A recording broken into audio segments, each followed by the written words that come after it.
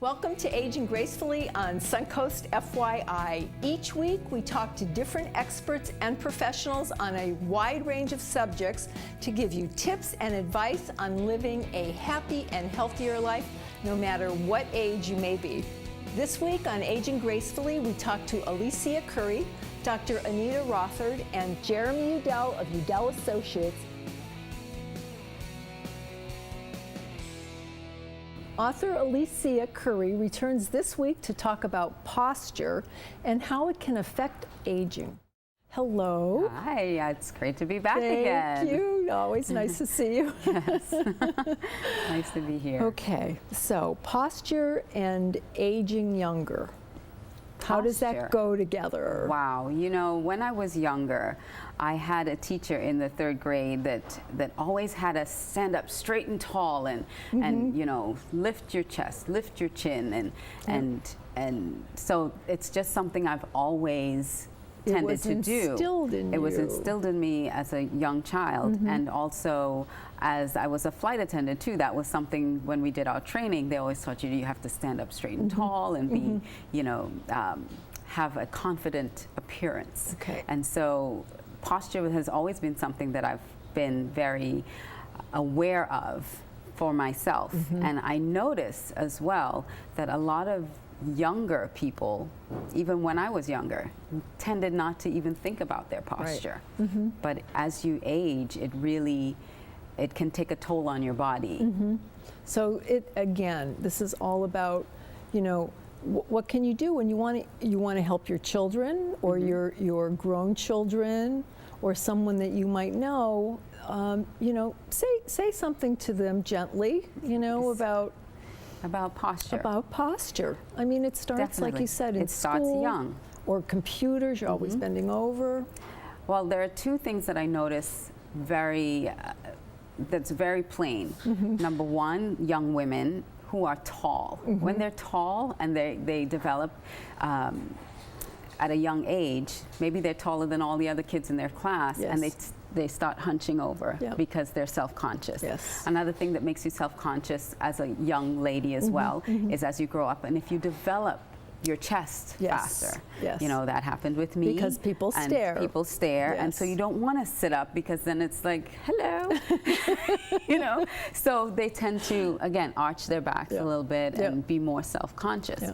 Well, that posture translates as you grow older very differently. So it makes you look less confident. It makes you look like you're in a shell. You know, it doesn't give you, you know, that open chest, oxygenated, confident and look. it's amazing. An easy thing to do would be to stand in front of a mirror. Stand in front of a mirror, yes. Or you know what?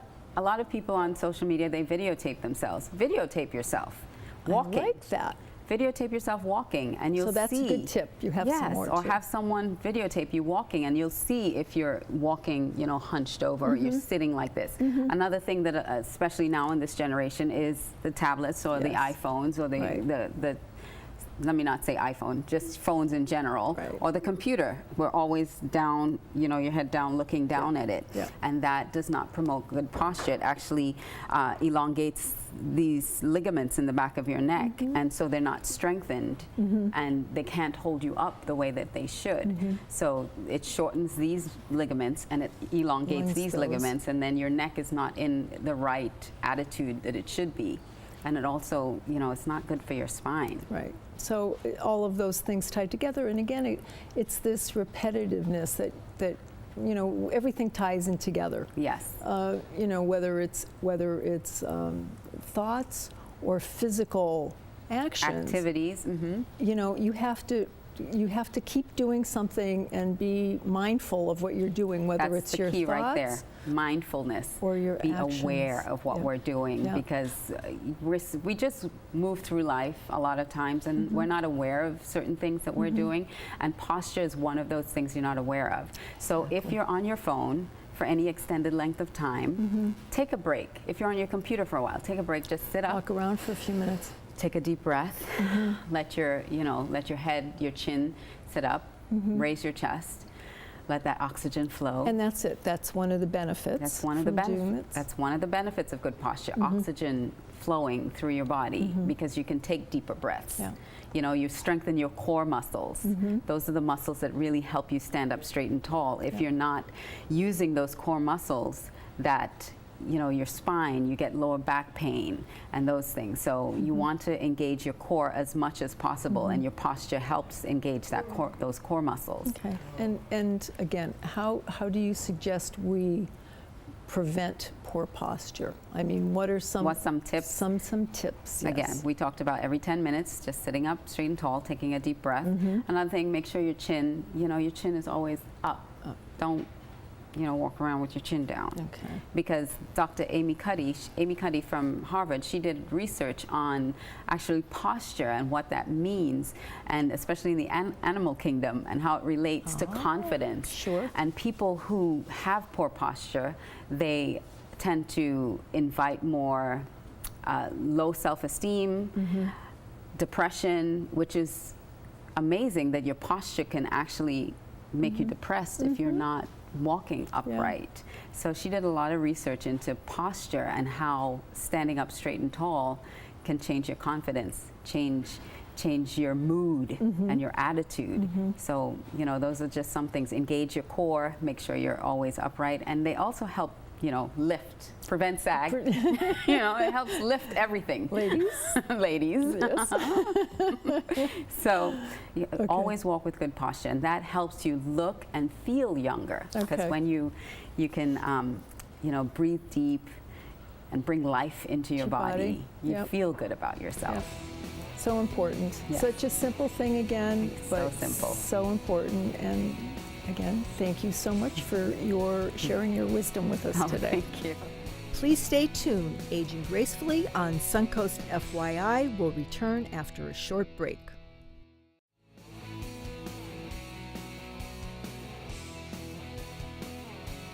Dr. Anita Rothard returns this week to discuss living longer and living better. Welcome back, Doctor. Thank you. Thank you for being here. Yeah. Now, is it true that staying positive and motivated as you age helps you live longer and better? And why? Yes, and active. I have to add that. Okay. Yes. So a positive attitude certainly helps with everything, okay? But being active is really what your doctors are going to tell you is going to be helpful for you. And a lot of people say, well, exercise. Oh, I hate exercise. I don't want to do that. Yeah. So you have to find some way of staying active that's fun, that's not considered exercise per se. Right. And you can do that. There's a lot of things that you can do socially in a group where it gets you up and gets you moving, but it's fun because you're doing it as a group. Okay. Now, are these things that you offer, or are you just saying in general? No, these are things that we offer with Never Stop Learning. Okay. Our program is really geared for adults who are 22 on up. Our oldest student is 60. At the moment. At the moment. Okay. And certainly that's not the upper end of age that we will work with. So what type of activities do you give somebody if they don't like to exercise? Yoga is great. So you have yoga? We have yoga, and that's wonderful for people who don't really like to exercise because it's a relaxation and a stretching. Okay. Now, do you offer it on the floor? Is it chair yoga? Is it one or the other? I love it. We have both. That's perfect. Because there's some people who don't like to get down, or they get down and can't get up. Yes. Okay, so we work with chairs. And a good place to start is a chair, because they might get to the point where they can go on the floor and feel comfortable. And that's a goal, I'm sure. And we aim for that, because there's nothing worse than falling down and you can't help yourself. Right. Right? Right. So again, those are skills that you can learn. You can learn how to get up from being down. And there is a trick to it. So we can teach you how to turn over and how to get your feet in the right position and your arms in the right position to help yourself. Okay. What if a person has a disability or an injury? How do you help people like that get active, and if they need assistance in general? You know, there's a huge need for programs such as we have for people who have strokes or people who have a hemorrhage of some kind, or a heart attack where they can't do what they did before, and sometimes even with seizure disorder. You'll lose some of your memory, some of what you knew before you don't know anymore. Yeah. And somehow it's gotten scrambled in the brain. And so we help unscramble and help new parts of the brain learn what the old parts of the brain that's not functioning anymore. And we switch it to a new part of the brain to do that activity. And that can be done. Interesting. Yes. So we retrain the brain to take over some of the responsibility of that which was lost. So that's really helpful for people who have strokes, for people who have heart attacks, even for people who maybe have had an emotional breakdown and need to now get back into the swing of things, but they need to do so a little at a time, and they need to do it in a safe environment. So one of the things that we like to say is not only do we show you how to do that and help you do that, but it's a safe environment in which to do it. Now we're gonna kind of you know, go back over what we've talked about the last couple times that you've been on, and one of the things that I'd like you to share again with our audience is how do you cater to each adult? We look at each individual's interest area. And we try to develop an interest area that they want to expand on. So I think I told you before, if somebody is interested in dinosaurs, we'll arrange a whole program around dinosaurs. That's cute. If that's what they want. If a person is interested in roses, and that's where their interest is, we will design a whole program dealing with painting roses, planting roses, reading about roses, and we'll design that program to show them what they can do with roses. Okay, and this can be 1 day a week, 2, or full-time? Right. We've designed our program so that everybody should be able to come and partake of some of this. They can come 1 day a week, 2 days a week, 3 days a week, or full-time if they want to come full-time. What does a day at the center look like, if I may ask? A day at the center. Okay, well, we open at 8:30 in the morning, and we're there till 5:30. And they can come for all of the day or part of the day, whatever. Some people tire easily and go home early. Some people can't wake up in the morning, so they come in late. That's okay. We work around that. It's an individualized program. But we'll start the morning all in a group room. We might say the Pledge of Allegiance, because we have a flag that was donated to us by the American Legion Post. 266. And so we say a Pledge of Allegiance, and we do some yoga and some stretching and announcements if we have any announcements for the day.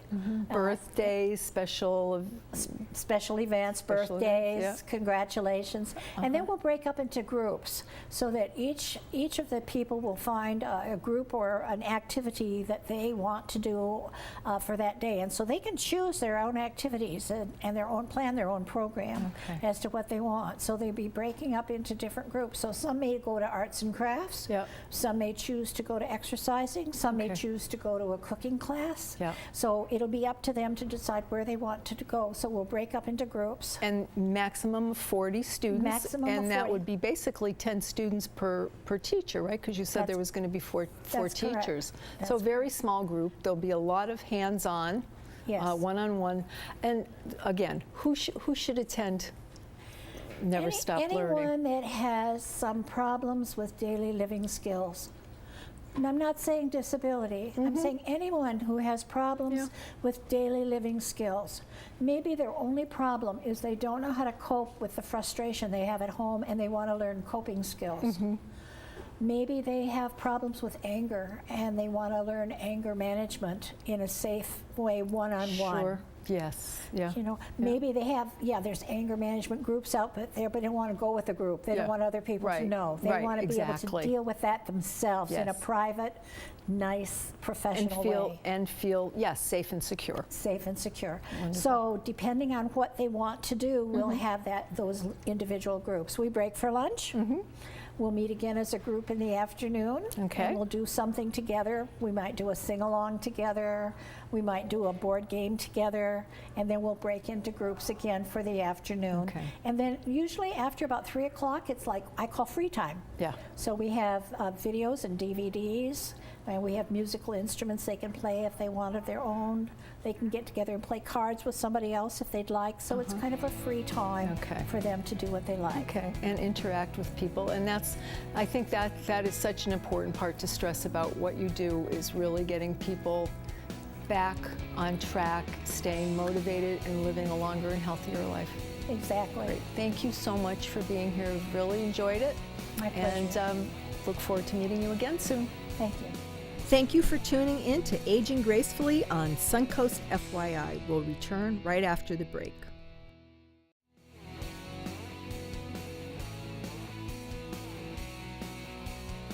We have a new guest joining us in the studio today. President Jeremy Udell of Udell Associates is here to talk about long-term care with us. Welcome to the show. Pleasure to meet you. Thank you, Nancy. It's a pleasure to be here. This is something I have thought about, and so we get to talk about it today. Tell us about long-term care and who needs it. Does everybody need it? Well, there is a stupendous online resource that I use a lot called longtermcare.gov. They have a fascinating statistic right on the front page of the website that talks about who's going to need long-term care. If you reach age 65, there is a 70% chance you will need some form of long-term care before you die. That's pretty young. Yeah. Not too young to start thinking about the process. Right. So again, it's just basically saying that if you reach retirement, probably need to start thinking about long-term care if you haven't already. The earlier you start thinking about it, the better. Okay. But if you reach age 65 and you haven't planned for it already, you probably need to start thinking about it. Okay. It's a big risk and can cost a lot of money. very, very good point. I'm wondering, how many types of long-term care are there, and can you explain those to us? I can. In fact, when I talk about long-term care, the first thing that comes to most people's mind, nursing homes. That's Right. what they remember. That's where they've been to see their grandparents when they were getting sick, if they lasted that long. And they think about being bedridden, and that's the type of care I'm worried about most. And they should be. It's very expensive, but it also tends to be the shortest duration of care that people need. And bluntly, of the people who need care, only about 30% will need a nursing home. The other forms that people need are sometimes an assisted living facility. That's where you start to need some help with your care, and so you move into an institution. May come in and help you do some things you couldn't do, like feed yourself or go to the bathroom, get dressed. And they'll come in a few times a day, but you're still largely independent in those situations. And there's also home care, where you can stay in your own home, but someone will come in to check on you. Maybe they'll stay there for hours on end. Maybe they'll just come in a few times a day for the things you need to get done. And lastly, this is great for those kids who may be taking care of a parent who needs that type of care and can do it on the evenings and on the weekends, but may be working like a lot of us are.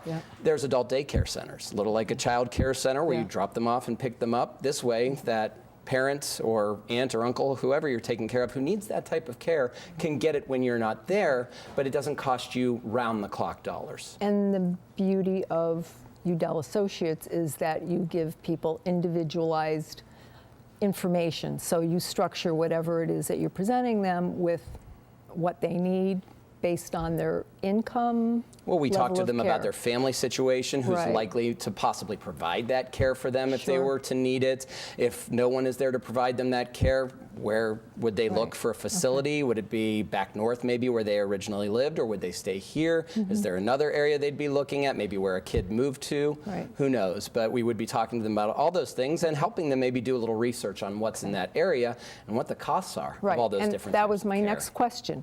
Obviously, the costs that are involved, do they vary, and how do they vary? Well, they certainly vary from region to region. Sarasota costs more than Orlando or Jacksonville. Florida costs more than perhaps Iowa, something in the middle of the state. But at the same time, within the types of care, there are also nursing home, as I talked about, tends to be very expensive, $8,000 to $9,000 a month, depending on where you are and if you're doing a semi-private room or a private room. And where does that money come from? The money can come from a lot of places. It may come from your personal savings if you have no other place to take from. Government programs can provide some of that. Specifically, Medicaid can cover a lot of it, but you have to spend down almost all your other money, have very little in the way of consistent income coming to you. There are exclusions, such as your home, up to a certain amount may be excluded from the assets you need to spend down to qualify for Medicaid. And by the way, even if Medicaid will cover some of your expenses, if you're in a facility, but the facility doesn't have Medicaid beds when you need Medicaid coverage, all of a sudden you may have to move when you're really not up to a move. And that could be a big problem. Finally, there are long-term care insurance policies that a lot of people are buying these days that can provide the coverage that will really help protect some of the assets that you already own and provide the care you need when you really need it. Okay. So when someone comes in to see you, say I came in to see you, is there like a list of questions that you ask me? Do you have me fill out forms and tell you what I'd like, what I don't want, or do you go through that with me? How does that process work? You do a one-on-one consultation with people? Every client is different. Some people come to us just for long-term care. And if that's all you're coming to me about is that question, then one of the first things I would talk to you about is what assets do you currently have? If you weren't going to reserve for it with a long-term care insurance policy per se, where are the assets going to come from and how long could those assets theoretically sustain you? Exactly. Especially if you're going to be spending them in the meantime to live in retirement. And let's talk about what your expenses are in retirement to figure out what will the drawdown rate be if there is a drawdown rate. Maybe you're living very humbly and actually your assets are projected to go up over time. Maybe you don't need a long-term care insurance policy, or you don't have much assets and you are close to the Medicaid level, in which case we could talk about you may not be able to afford anything at this moment, but there's a good chance if you needed care, you'd quickly get down to the Medicaid level, and I would inform you of that, and we would go from there. How long should people expect to plan on saving for these expenses, these type of expenses? Well, if they're going to be saving for them, they should probably be putting away a little piece of their income every month to reserve specifically for that expense. And by the way, as they get older, it should be in a fairly conservative type of portfolio, because the last thing you want is just as you need that care, a major market correction, and now you don't have as much just as you need to be drawing down big chunks of it. And those are the types of things that, again, we can help with. On the other hand, for the people who can afford a long-term care insurance policy, what you need to be worried about is your health and looking at it before you have a downturn in your health when the insurance companies won't cover you anymore. Well, we've had a lot to chat about today. I know one of your associates will be back with us to talk about financial planning, and we'll learn more about what else you do at Udell Associates. Thank you for being here. My pleasure. Thank you for tuning in to Aging Gracefully on Suncoast FYI. To find previous episodes, go to snntv.com under programming. See you next Saturday and Sunday at noon.